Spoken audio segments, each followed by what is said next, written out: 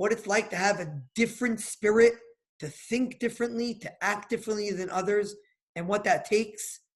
You know what that takes. And many times we're unable to take that stand.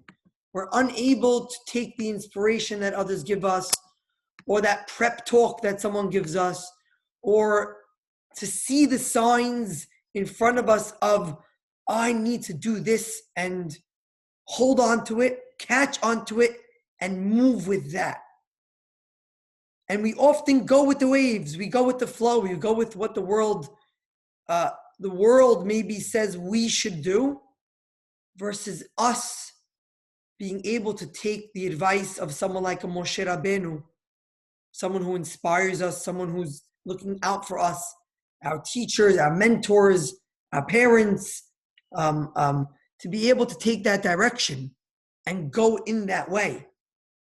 And both Yehoshua and Caleb, in their own ways, I would argue, I think that's the point of the Midrash, they all did it in their own ways, were able to break free from the chains of the group. They broke free from it, and they were able to lead because of that reason. And that was Yehoshua and Caleb. They were leaders. They were people who stood up in the face of being stoned even, and they said, no, sorry. It's very simple. If God, I know Sharon, we mentioned before that the slave mentality, and they said, we can overcome this. We can do this. I just think it's something very important for each and every one of us to keep in mind as we find our mission and our direction, to not always just go with the flow. Very easy to go with the flow. It's much harder to take a stand, much harder to stand up to others, much harder to take a stand from the beginning, take a stand in the middle, take a stand in the end. And that's what they did. Right? Throughout, we saw the Midrash says, Caleb in the middle said, I'm out of here. From the beginning, Yehoshua's mindset maybe was ready. I got to be careful about what I'm doing with this. And in the end, when they came back, they were really, really willing to stand up in front of 10 other very important people.